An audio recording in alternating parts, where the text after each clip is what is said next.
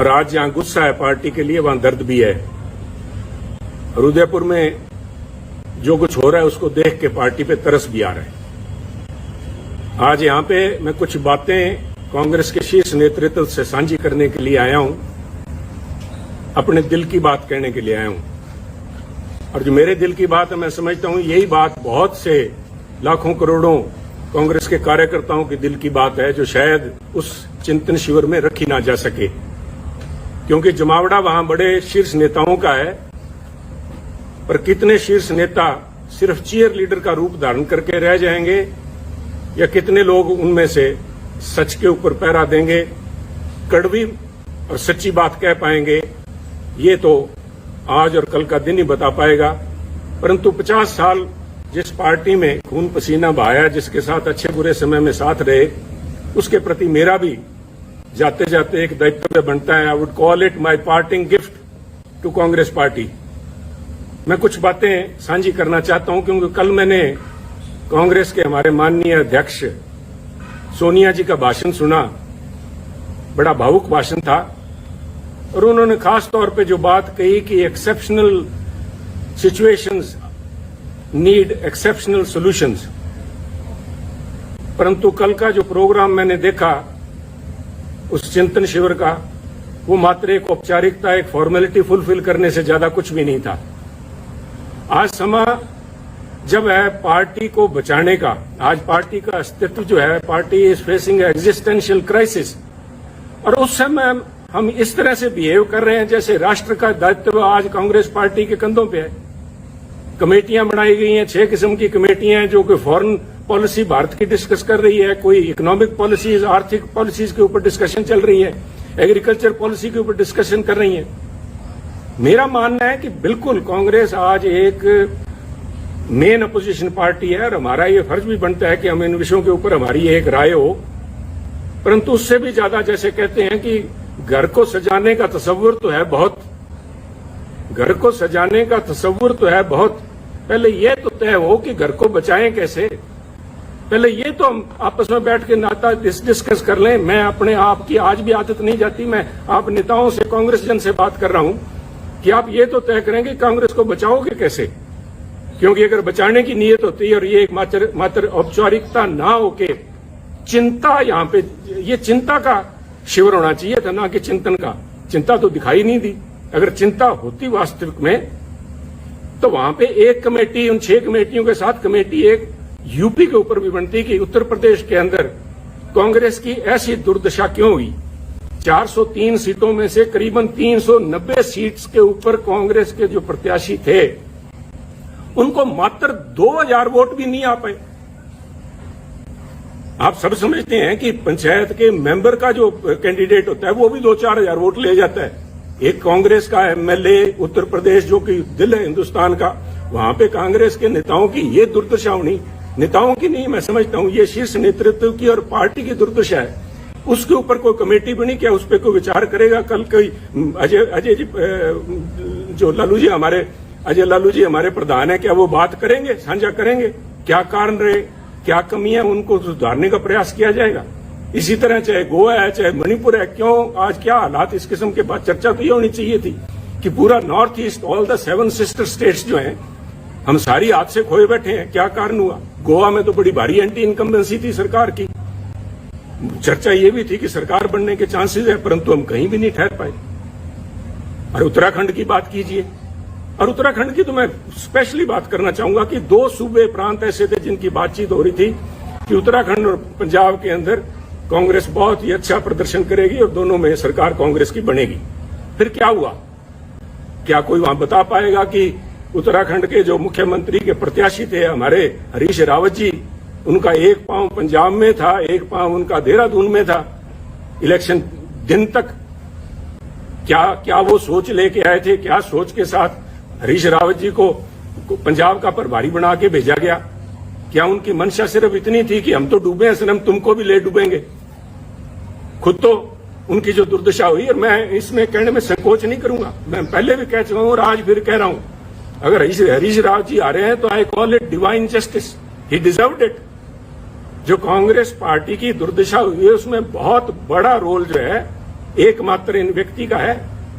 सारा दायित्व तो इनके कंधों पे मैं नहीं डालूंगा, हमारी भी कमियां रही वहां पे, पर इनका बहुत बड़ा रोल था। ये एक कड़ी थे यहां से लोगों ऊपर बात करने के लिए। और उससे भी ज्यादा जरूरी, जब उत्तराखंड की बात करते हैं तो पंजाब की बात कैसे ना करेंगे।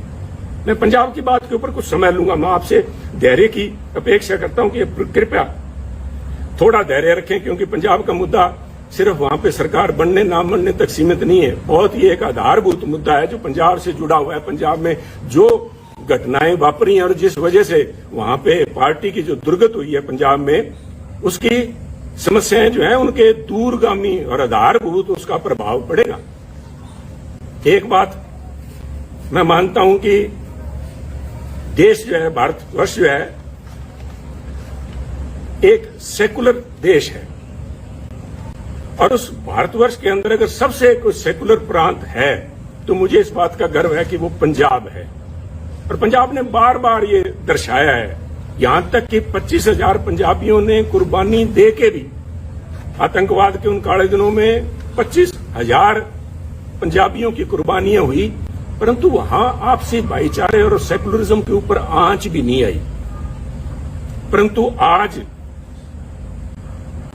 एक छोटी सोच का व्यक्ति, छोटी सोच का सो कॉल्ड लीडर, छोटी सोच का एक छोटा नेता जो बड़े पदों पे आसीन है, उसकी जुबान ने वो करने का प्रयास किया जो आतंकवाद के काले दिनों के अंदर AK-47 की गोलियां भी नहीं कर पाई। ये तो पंजाबियों को मैं दाद देता हूं कि उन्होंने फिर से मौका संभाला। और आप देखिए, जीता जागता सबूत देखिए। अगर किसी को इस बात के परिणाम की, इसको प्रूफ की जरूरत है, तो वो देखिए कि इस इलेक्शंस के अंदर जिसके नतीजे 10 मार्च को भी आए हैं, अगर धर्म की बात करें, सिखों ने, जो सिखों की पंथक पार्टी अकाली दल, उसको वोट नहीं डाला। हिंदुओं ने बीजेपी को वोट नहीं डाला, और SC भाईचारे ने, हमारे दलित भाइयों ने कांग्रेस को वोट नहीं डाला। पंजाबियों ने एक सिख के तौर पे, एक हिंदू के तौर पे, एक दलित के तौर पे, क्रिश्चियन या मुस्लिम के तौर पे नहीं, उन्होंने पंजाबी के तौर पे वोट डाला। और इस सारे आडंबर को ढा के उन्होंने एक आस और उम्मीद को वोट डाला, एक रंगले पंजाब की आस, एक बेहतर फ्यूचर, बेहतर भविष्य की आस में उन्होंने वोट डाला। वो आस कितने हद तक पूरी होती है तो समय बताएगा, परंतु पंजाबियों को ये दाद देनी होगी कि उन्होंने ये काली नजर जो हमारे कांग्रेसी नेता जो लगा रहे थे, जो हिंदू, सिख या दूसरे भाईचारों के अंदर जहर का बीज जिन्होंने बोया, मैं तो आज इस माध्यम से खासतौर पे कांग्रेस अध्यक्षा सोनिया जी से निवेदन करूंगा, मेरी हाथ जोड़ के करबद्ध प्रार्थना है, सोनिया जी, राजनीति सारे देश में कर लीजिएगा, परंतु पंजाब को बख्शिए। पंजाब ने बहुत काले दिन देखे। पंजाब में अगर पंजाब को परसेंटेज के प्रिज्म से नहीं देख सकते आप, पंजाब को 33% अमुक कौम है, 40% अमुक कौम है, बाकी बचते नॉन सिख हैं या किस खाते में डाल रहे हैं, कृपया करके बख्शिए पंजाब को। पंजाब एक है। ये जो बात जिन लोगों ने, आपके जो नेता, आपकी सलाहकार है, मैं नाम भी लूंगा क्योंकि आज वो उन्हीं के चलते सारा बखेड़ा खड़ा हुआ है कि आज मेरे को इस चैनल पे के माध्यम से आपसे बात करने की जरूरत पड़ रही है। अंबिका सोनी जी के एक जबान ने, मैं समझता हूं, ना सिर्फ कांग्रेस को, तो कांग्रेस का तो बंटा उन्होंने बेड़ा डुबाया, परंतु उन्होंने पंजाब के माथे पे कलंक लगाया, सिखों के माथे पे कलंक लगाया, सिक्खी के माथे पे कलंक लगाया। उन्होंने हिंदुओं को बदनाम किया, हिंदुओं को निरादर किया। क्या ऐसे नेता का कांग्रेस में बने रहने का कोई हक है, कोई औचित्य है? अगर औचित्य है तो मैं आपसे निवेदन करूंगा कि आज के समागम के अंदर, जब उदयपुर में वो बैठी हैं और आपके साथ मंच पे बराबर बैठी हैं, तो उनसे निवेदन करें कि उठ के वो बताएं कि Punjab, what is Sikhism, Sikhism है क्या, जिसको उन्होंने इतना बड़ा दोष लगा दिया। This is nothing. उनका ये बयान कि पंजाब के अंदर अगर हिंदू मुख्यमंत्री बनता है तो पंजाब में आग लग जाएगी, इसका मायना ये हुआ कि जो सारे सिख हैं, सारे पंजाबी भाईचारा है, वो हिंदुओं के खिलाफ डांगे लेके घूम रहा है। हिंदू सिख भाईचारे के अंदर दरार डालने की ये जो कोशिश, खुदा आपकी सलाहकारा अंबिका सोनी जी और उनके जो कुछ चंद चेले जो हैं, जो पंजाब के अंदर बैठे थे जिस समय ये फैसला हो रहा था, 4-5 जो यहाँ थे, और वो 4-5 मोस्टली आज वहां आए हुए हैं आपके पास वक्ता के तौर पे, उनको मेलकाप करना जरूरी है। उन्होंने कहा था कि अगर हिंदू बन गया पंजाब में मुख्यमंत्री तो पंजाब में आग लग जाएगी। Is this some pre planned way of vilification of Sikhs? Are you trying to vilify a whole community? कि वो इतने इनटॉलरेंट है, उनके अंदर ये सहनशीलता ही नहीं है कि किसी और को बनता देख सकें। और इनकी अंबिका जी की बात में अगर कहीं सच्चाई होती तो मैं समझता हूं कि अकाल तख्त के जत्थेदार साहब ने जिस दिन इनका बयान आया उसी दिन उन्होंने कहा, अकाल तख्त साहब का वो बयान मैं समझता हूं स्वर्णिम अक्षरों में दिखा जाने वाला है कि पंजाब के अंदर हिंदू सिख होना कोई मायने नहीं रखता। सोनिया जी, मैं आपसे निवेदन करना चाहूंगा, अकाल तख्त को छोटा मोटा जगह नहीं है, is a temporal seat of Sikhism. यहां पे महाराजा रंजीत सिंह भी आके पेश हुए हैं। अगर उनके हेड ग्रंथी ये बात कहते हैं, वहां के जत्थेदार साहब कहते हैं, तो ये क्या ज्यादा सिखों के बारे में या पंजाब के बारे में जानते हैं? एक ऐसा लीडर, एक तरफ हम इल्जाम लगाते हैं आम आदमी पार्टी के ऊपर कि वो पंजाब का भला नहीं कर पाएंगे क्योंकि उनकी लीडरशिप दिल्ली से चलाती है, जिनको दिल्ली के बारे में ज्ञान नहीं। मुझे आम आदमी पार्टी का तो पूरा पता नहीं, परंतु सोनिया जी, पंजाब कांग्रेस का बेड़ा गर्क दिल्ली में बैठे उन नेताओं ने किया है जिनको पंजाब का, पंजाबियत का, सिक्खी का बिल्कुल पता नहीं। सरबत दा भला गुरु महाराज का मूल मंत्र। I am not a Sikh scholar, परंतु मैं अपने आप पे गर्व है कि मैं पंजाबी हूं।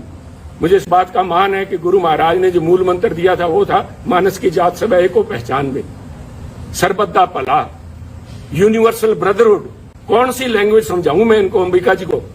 कौन सी लैंग्वेज में ये बता पाएंगे, जवाब दे पाएंगे? और इनके जो पिछलगू वहां पे बैठे हैं उनसे मैं निवेदन करूंगा कि वो खड़े होकर वहां पे मंच पे बताएं कि किस वजह से पंजाब को बदनाम किया, पंजाबियों को बदनाम किया गया। और ये सोनिया जी, मैं बार बार इस बात पे जोर दे रहा हूं क्योंकि ये हमारी विचारधारा से जुड़ा हुआ मुद्दा है। इसका प्रभाव सिर्फ पंजाब तक सीमित नहीं रहेगा। ये तो आप मान के ले लीजिए कि जब तक इन लोगों से आप पीछा नहीं छुड़ाएंगे तब तक कम से कम पंजाब में कांग्रेस के पांव नहीं लग पाएंगे। ये आप एक मेरी भविष्यवाणी लिख लीजिए, चाहे नोट कर लीजिए मेरी तरफ से। परंतु ये मसला पंजाब तक सीमित नहीं रहेगा। This itself shows fundamental problem which is Congress is facing today. आप अपनी चाल ही भूल गए। आप अपने आप को, आप पे इल्जाम लगते हैं कांग्रेस पार्टी के ऊपर सूडो सेकुलरिज्म के, कभी सॉफ्ट हिंदुत्व के, और कभी इस किस्म के बयान आ जाते हैं जिनको कुछ लोग कहेंगे मेजोरिटेरियन एक्सट्रीम लिए बैठे हैं आप। इन बातों का आपके ऊपर जो प्रभाव पड़ेगा वो मैं समझता हूं। आप इन सारे जो इल्जाम लगते हैं आप इनको तस्दीक कर रहे हैं। ये लोग आपके पास मंच पे बैठे हैं, यू आर विटिंगली और अनविटिंगली एंडोर्सिंग देयर व्यू। ये कौन? मेरा गुनाह क्या था? जब ये अंबिका जी का बयान आया, इनके चेलों का बयान आया कि पंजाब में अगर हिंदू मुख्यमंत्री बनता है आग लग जाएगी, तो मैंने कहा ये सोच कांग्रेस की सोच नहीं है। ये सोच किसी एक, आई सेड अ पेटी person, a small-minded person occupying high positions, and I meant your advisor, Ambika ji. Let me be honest with you. मेरे को फांसी लगानी है, लगाइए आप। मैं आज यहाँ सफाइयां देने के लिए नहीं आया आपके पास में। मैं तो आपको एक राय देने के लिए आया हूँ जो पंजाब की भावना आपके सामने रखना चाहता हूँ। अगर इन लोगों को आज आप भी अपने साथ बिठाए बैठे हैं पंजाब में, आप भूल जाइए पंजाब के बारे में। इनको ना सिर्फ सिख, ना सिर्फ हिंदू, बल्कि पंजाब का एक एक बच्चा इनको कोसेगा और इनको ये परिणाम भुगतने पड़ेंगे, अंबिका जी को और इनके इन चेलों को, जिन्होंने यहाँ पे पंजाब कांग्रेस भवन में या होटल के कमरों में जाके अजय माकन जी को या हरीश रावत और उनको हरीश बायतू को जाके जो कहा था, इसका देना आपको देना पड़ेगा। परंतु आज अगर आप भी नहीं समझते, पंजाब के लोगों ने आपको जो कुछ दिखाया है उसके बाद भी अगर नहीं समझे, और आप आज भी, जैसे मैं समझता हूं it was a poor attempt to portray Congress as BSP in Punjab. आपने निर्णय, राहुल जी ने लिया, बड़ा अच्छा निर्णय था, सबसे पहले स्वागत मैंने किया था, that he has broken a glass ceiling. पर जिस तरीके से उसको प्रस्तुत किया गया, तो लोगों ने कहा कि अगर हमने जात पात और जाति के आधार पर वोट डालना है तो हम नकली बीएसपी को वोट क्यों डालें, असली बीएसपी को क्यों नहीं डाल देते? और वही मसला आपके साथ, चाहे आप जब सॉफ्ट हिंदुत्व की बात करते हैं, लोग कहेंगे अगर वोट ही धर्म के नाम पे डालना है तो फिर बीजेपी को क्यों ना डालें, ये नकली बीजेपी को क्यों डालें? सो आप अपने वजूद पे रहिए। Don't this drift of your intellectual, you are losing the moorings, intellectual moorings. यही तो आपके पास सारा कुछ था। इसी विचारधारा के साथ तो लोग हमारे जैसे जुड़े थे। और आप में दूसरों में फर्क क्या है, इसका कौन जवाब देगा? ये जवाब तो आपको ढूंढने पड़ेंगे। इसके लिए किसी सलाहकार की जरूरत नहीं पड़ेगी। इसके साथ ही पंजाब की जब मैं बात करूंगा, मैं नहीं चाहता था कि मैं अपनी बात करूं। मैं यहां सफाई फिर से कह रहा हूं, मैं सफाई देने के लिए यहां नहीं आया। मैं अपने एक एक शब्द के ऊपर आज कायम हूं।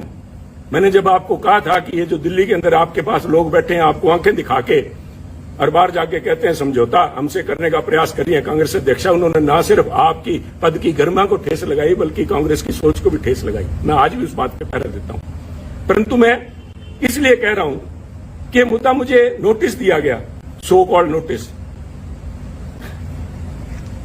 वो तो हमको कहें काफिर, ये अल्लाह की मर्जी है। कमाल होगी साहब। मैं तो आपसे ये पूछना चाहता हूं, सोनिया जी शायद आपको मालूम नहीं था, मैं देखिए इतनी बड़ी संस्था है, आपके पास कितने पूर्व या एक्टिंग कांग्रेस प्रधान सूबों के रहे होंगे, शायद आपको नहीं पता था कि सुनील के पास कोई भी पद नहीं है। जब आपने सुनील के खिलाफ एक फरमान जारी किया कि सुनील को पार्टी के सभी पदों से निलंबित किया जाता है, मेरे पास पद था कौन सा साहब? मेरे पास तो एक विचारधारा है, वो आज भी मेरे पास है। मैं अपनी बात पे आज भी खड़ा हूं। आप कहीं बदल गए होंगे, आपकी सोच बदल गई होगी। सुनील तो जाखड़ तो जहां खड़ा था वहीं खड़ा। ये हमारी कमजोरी है, ये हमारी स्ट्रेंथ है। हम तो जहां हैं वहीं खड़े हैं। परंतु जिन्होंने, वो कहते हैं कि आपने संबंध विच्छेद नहीं किया सुनील जाखड़ से, आपने दिल तोड़ा है। दिल भी तोड़ा तो तूने सलीके से न तोड़ा, बेवफाई के भी कुछ आदाब होते हैं। नोटिस दे रहे हो सुनील जाखड़ को, 50 साल 3 पीढ़ियों का संबंध है।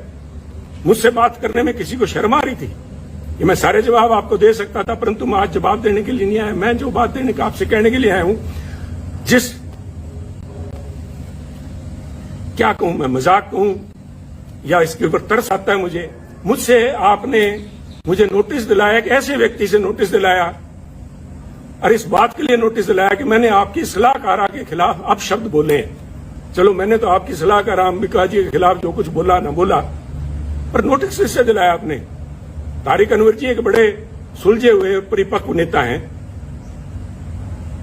उनका तो आपको ध्यान होगा कि वो 1999 में, आज से करीबन 20 साल से ज्यादा पहले कांग्रेस छोड़ के चले गए थे। आपको ये भी पता होगा कि वो क्यों छोड़ के गए थे। वो ये कह के छोड़ के गए थे कि सोनिया गांधी एक विदेशी महिला है, और विदेशी महिला अगर इंडियन नेशनल कांग्रेस की अध्यक्षा बनती हैं तो मैं उसे कदापि सहन नहीं कर सकता। और यही तारिक अनवर साहब, संगवा साहब और पवार साहब के जाके इन्होंने सरकार अपनी पार्टी बनाई थी। आप भूल गए क्या? कोई आपको बताने वाली, ये सलाहकार आपकी बताने वाली थी नहीं क्या? और ये क्या बताएंगी साहब? वो कहते नहीं, यहां तो हर शाख पे उल्लू बैठा है। इन श्रीमती जी की, अंबिका सोनी जी की बताऊं मैं आपको, आप उनसे हमें, जिसके ऊपर मैंने इल्जाम लगाए, मैं आपके माध्यम से, सोनिया जी, मैं आपको, क्योंकि आप बड़े हैं, आप अध्यक्ष हैं, आपके माध्यम से एक स्पीकर के तौर पे मैं आपके माध्यम से कांग्रेस जनों से बात कर रहा हूं कि जिस व्यक्ति पे मैंने आरोप लगाए हो, क्या वो मेरे खिलाफ अनुशासन कमेटी में बैठ सकती है जज बन के? कहते वही कातिल, वही शाहिद और वही मुंसिफ ठहरे। वही कातिल, वही शाहिद और वही मुंसिफ ठहरे। ऐ खुदा, मैं अपने कत्ल का दावा करूं किस पे? मैं किसको जाके कहूं ये बात? ये मेरे पे फैसला करेगी। 1977 में कहां थी जब इमरजेंसी के बाद सोनिया जी परछाया छोड़ गया था कांग्रेसियों का? जो लोग थे, इन किस्म के जो वक्ती लोग थे, these are fair weather friends, they are fair weather warriors.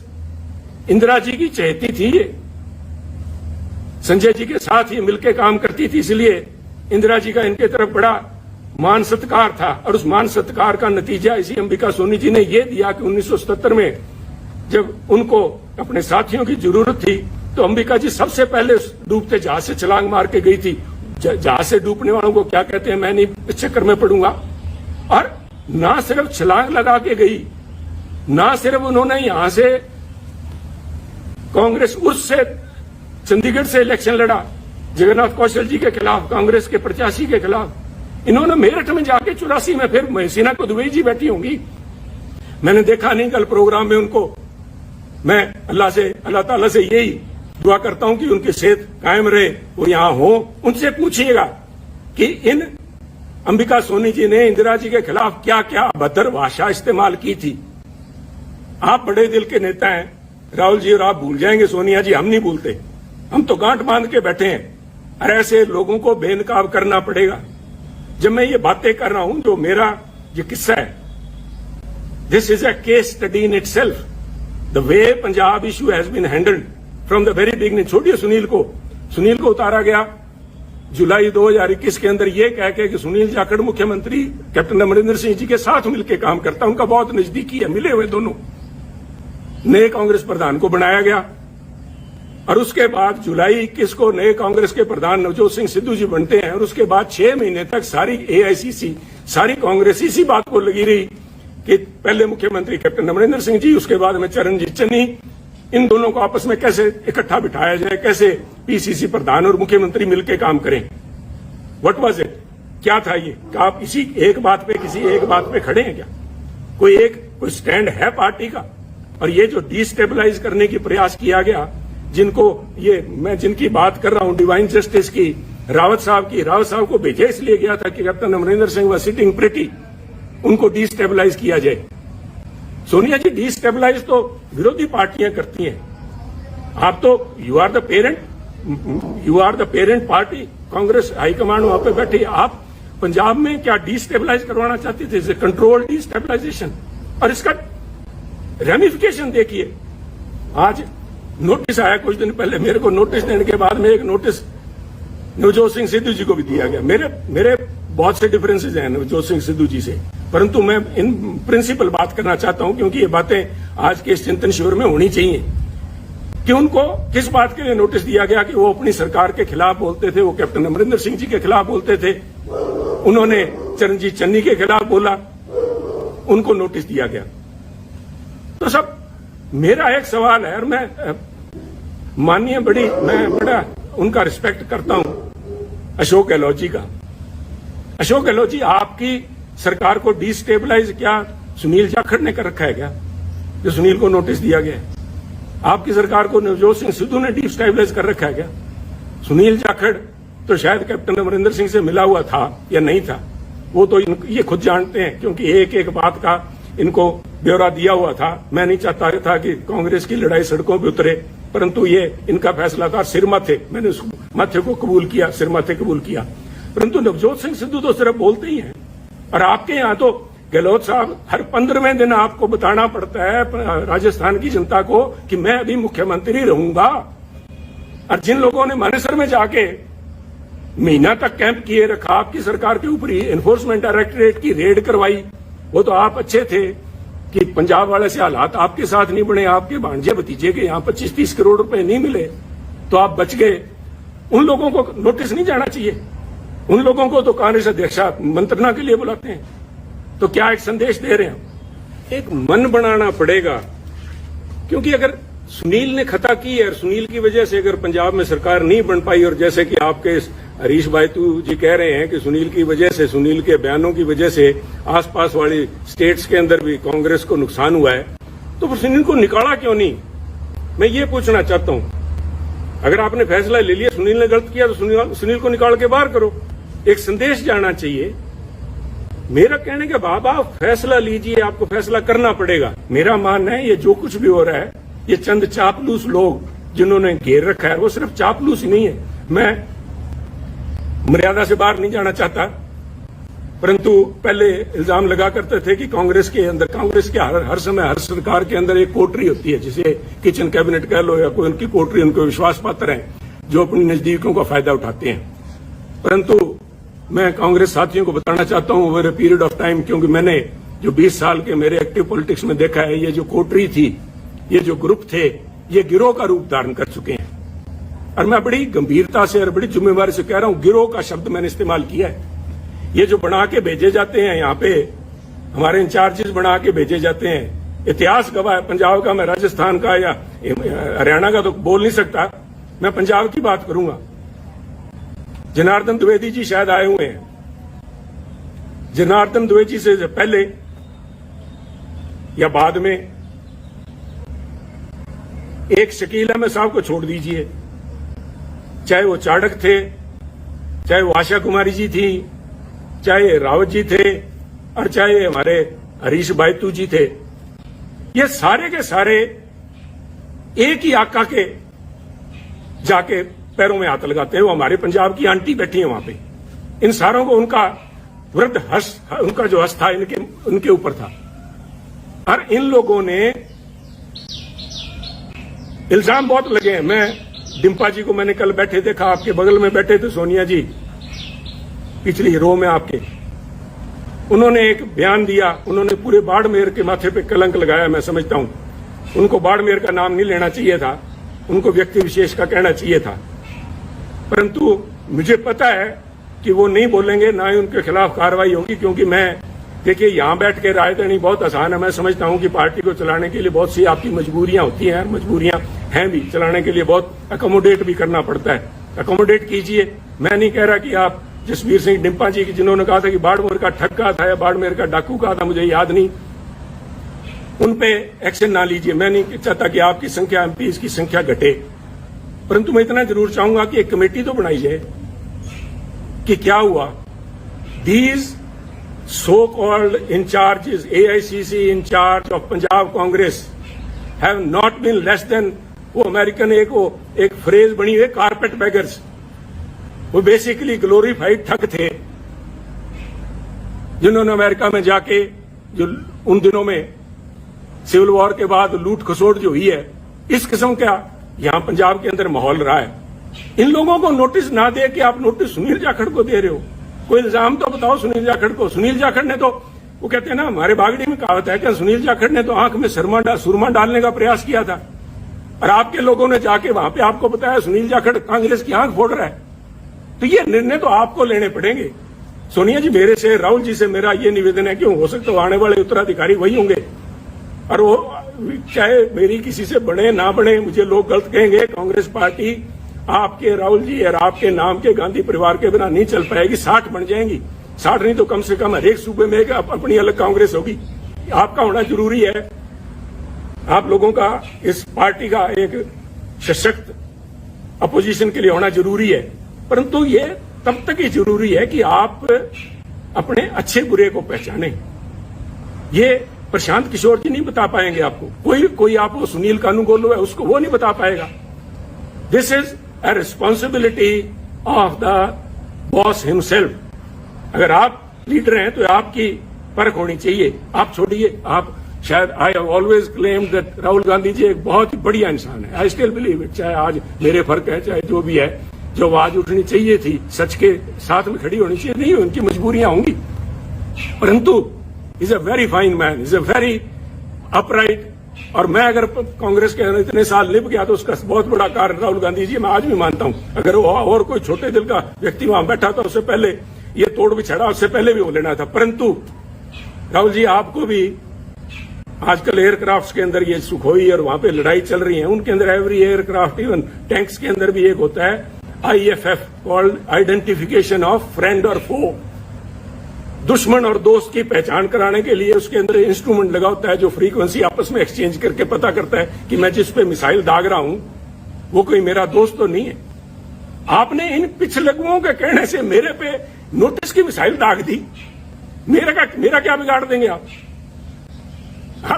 पर आपने अगर पार्टी चलानी है तो ये आपको फैसले लेने पड़ेंगे, ये कमान अपने हाथ में लेनी पड़ेगी। ऐसे चापलूस लोगों से, इन बेगैरत लोग हैं। मैंने वहां पे एक बड़ी नेता को गिड़गिड़ाते देखा है कि मेरे को टिकटों की उसमें कमेटी के अंदर रहने दिया जाए। राहुल जी ने मना कर दिया था, शी हैज वेस्टेड इंटरेस्ट। उसके बावजूद वो गिड़गिड़ा के, उनके लिए बहुत बड़ी बात है। परंतु इन चापलूस और बेगैरत लोगों के बीच में रह के मैं समझता हूं हमारी जो कांग्रेस की नेतृत्व है, वो गैरतमंद लोगों से बात करना और उनके सलीके को भूल गए हैं। परंतु ये आपको मुबारक हो, ये चापलूस आपको मुबारक हो। एक आखिरी बात कहना चाहूंगा, फैसला लीजिए। फैसले आपने लिए हैं, अच्छे लिए हैं, बुरे लिए हैं, समय बताएगा, फैसले तो लिए हैं। और मेरे फैसले के अंदर जो बात मैं खास तौर पे आखिर में आपसे कहना चाहता हूं, सुनील जाखड़'s case, from notification to your recommendation of the disciplinary committee till the time you have finally asked Sunil to be removed from all positions.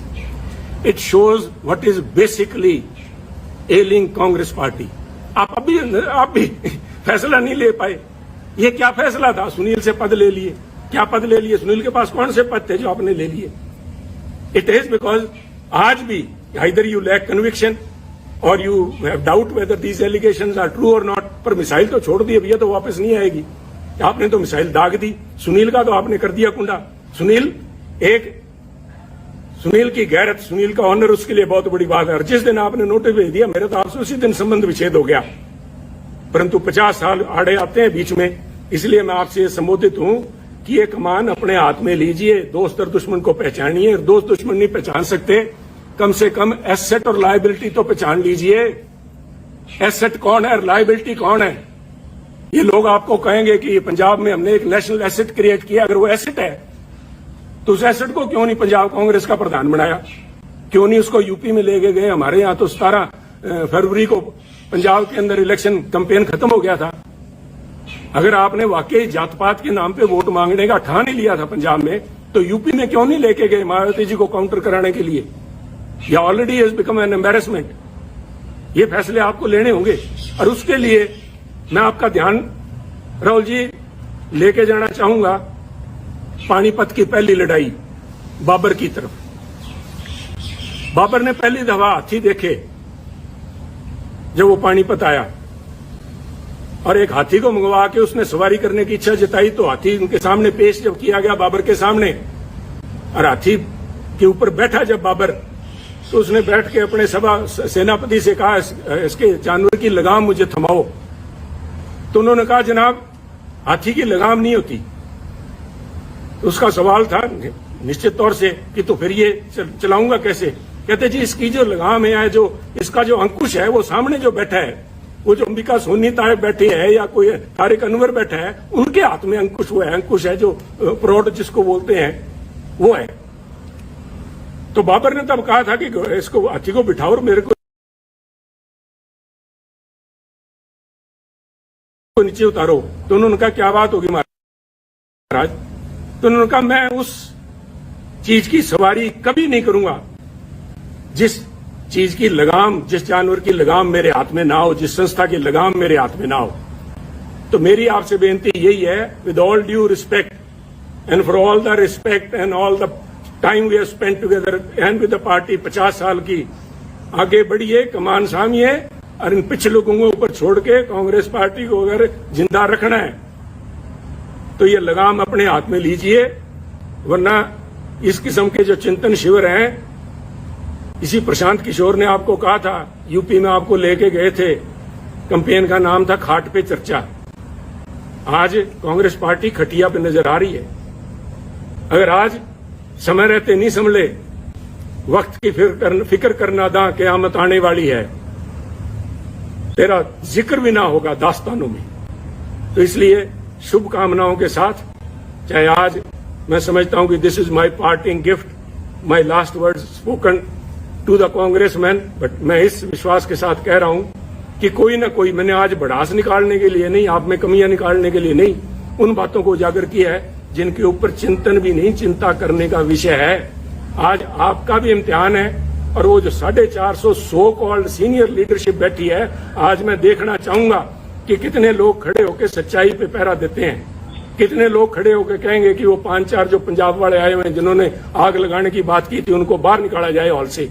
उनको तो आपने स्पीकर बना रखा है, वो तो आज यहाँ पे आपके वर्कर्स को एड्रेस करेंगे, और जिनकी वो मुखिया हैं उनको मंच पे मठासीन है। तो आप देखिए, ये आप जाने। मैं एक दफा फिर से, मैंने पहले भी जिस दिन नोटिस आया था उस दिन कहा था, good luck to Congress party, and today I again say good luck and goodbye Congress. जय हिंद।